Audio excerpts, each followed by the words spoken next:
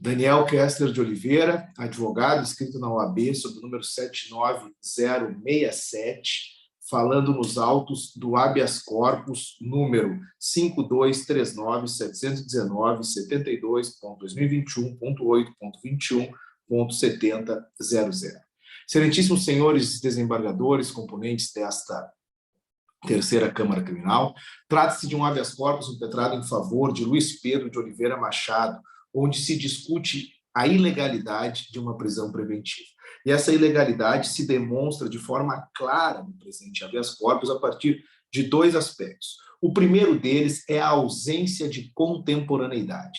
O requisito da contemporaneidade ele faz sentido na medida em que a prisão preventiva não pode representar uma antecipação de uma incerta pena. A prisão preventiva deve tutelar o processo. E, por isso, ela precisa estar amparada em elementos que justifiquem a necessidade de segregar aquele indivíduo, ou seja, demonstrar o quanto a liberdade dele coloca em risco o processo. E, por isso, precisa ser amparado em fatos contemporâneos, na medida em que, no presente caso, o fato delituoso datou de 2018 e a prisão se deu em 2021, ou seja, dezembro de 2018 para novembro de 2021, praticamente 3 anos se passaram em que o paciente esteve livre, esteve em liberdade, exercendo sua função, sua profissão, sua atividade lícita, morando no local onde sempre morou, sem nenhum envolvimento em nenhuma outra ocorrência policial, nenhum outro delito. A investigação pôde transcorrer sem que a liberdade dele apresentasse qualquer risco ao processo. Então, como justificar a prisão 3 anos depois? Como justificar o requisito da contemporaneidade para uma medida tão extrema como a prisão preventiva? E mais, não bastasse isso, também há necessidade de uma fundamentação idônea para justificar a prisão.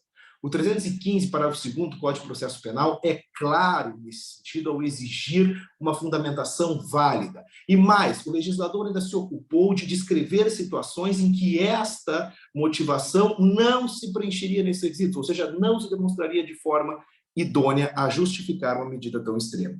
Pois bem, no presente caso, os argumentos que foram ali utilizados pela magistrada, tanto para decretar a prisão, quanto posteriormente para indeferir a sua revogação, são aqueles fundamentos que se prestam a justificar toda e qualquer prisão preventiva e, portanto, não se apresenta como motivação idônea.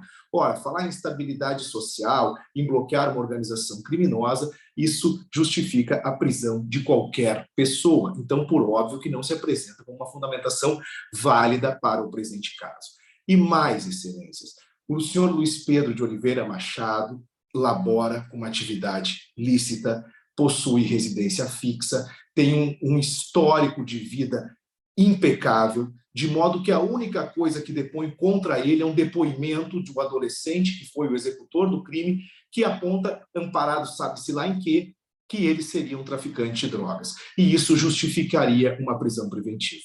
Ora, nós não podemos ter esses elementos como justificadores de uma medida tão extrema como uma prisão preventiva, ainda mais quando não amparados nos requisitos que a lei exige. Os documentos que foram acostados no evento 29 do processo 501-7707, 54-2021-8-210015, demonstram isso, certo? Então, no pedido de prisão preventiva, está juntada a documentação farta que demonstra a conduta e o histórico do paciente. Portanto, excelências, conforme os precedentes desta corte, os precedentes que foram acostados no habeas corpus, que demonstram o quanto vossas excelências exigem e estão atentos aos requisitos, em especial a necessidade de fatos contemporâneos para justificar a prisão, é que vem se pedir aqui a concessão da ordem de habeas corpus para a expedição de alvará de soltura em favor do paciente Luiz Pedro de Oliveira Machado. De forma alternativa, em não sendo o caso de uma revogação da prisão preventiva, que haja sua substituição por medidas cautelares diversas. Haja vista que se há uma necessidade de impedir um contato com a vítima ou com qualquer testemunha, isso pode ser demonstrado, isso pode ser aplicado conforme faculta o artigo 319 do Código de Processo Penal. Então, são nesses termos que se pede a concessão da ordem, conforme já exposto anteriormente.